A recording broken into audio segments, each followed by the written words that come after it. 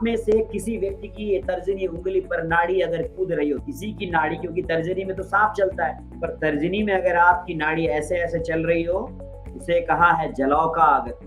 उसे कहा है जलौका आगति, यानी कि वात की नाड़ी पर पित्त की नाड़ी का इन्फ्लुएंस। सुखाय आवरण। वात के गुण है रुक्ष, शीत, लघु, सूक्ष्म, चल, विशद और खर। और पित्त के गुण क्या है? उष्ण। उधर है शीत गुण, इधर है उष्ण गुण। तो उष्ण गुण इन्फ्लुएंस डालेगा तो शीत गुण क्या हो जाएगा? कम हो जाएगा। यानी कि वात के अपने गुण कम हो जाएंगे और पित्त के गुण क्या होंगे? उस पर इन्फ्लुएंस करेंगे। इसी को आवरण कहा गया है। जितने प्रोपोर्शनेट में पित्त वात पर आवरण करेगा, ये प्रोपोर्शन का अनुमान आप वात की नाड़ी पर आ रही उछाल को देख के पता लगा सकते हैं। वात की नाड़ी में सामान्य रूप से वात के काल में उछाल नहीं मिलेगा, लेकिन अगर वात के काल में भी वात की नाड़ी में उछाल आ रहा है तो ये पित्त के अनुबंध को बताता है। फिर चिकित्सा किसकी करेंगे हम? वात की करेंगे या पित्त की करेंगे? बताइए। इन्फ्लुएंसर है एक और एक इन्फ्लुएंस्ड हो रहा है, किसका ट्रीटमेंट करेंगे आप? आपको इन्फ्लुएंसर का ट्रीटमेंट करना पड़ेगा।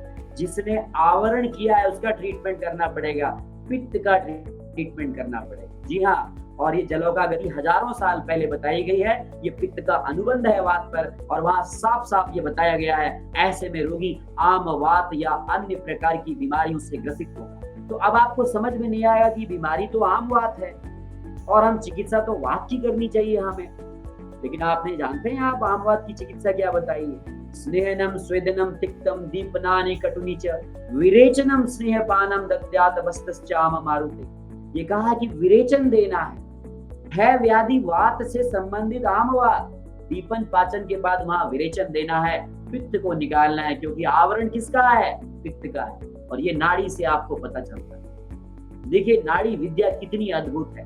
नाड़ी से आप ये पता लगा सकते हैं कि इसके पित्त के उछाल में कितने वेरिएशंस हैं। जिसको उष्ट्र गति, जिसको तीतर गति, जिसे लवा गति, जिसे काक गति, अनेक नामों से बताया। इसी प्रकार से कफ की विकृतियों को गज गति आदि आदि से समझाया। मैं ये सब दिखाता हूँ आपको नाड़ी में। इतना ही नहीं, दूत नाड़ी ऑब्जर्वेशन बेस्ड आप नाड़ी का परीक्षण करके आप दूसरे की नाड़ी की एनालिसिस कर सकते हैं। अगर सामने में बैठा हुआ मैसेंजर अगर सही प्रकार से नाड़ी देख रहा है, वो ग्राफिकल प्रेजेंटेशन आपको बताएगा और उसके आधार पर आप पूरी नाड़ी का एनालिसिस कर सकते हैं।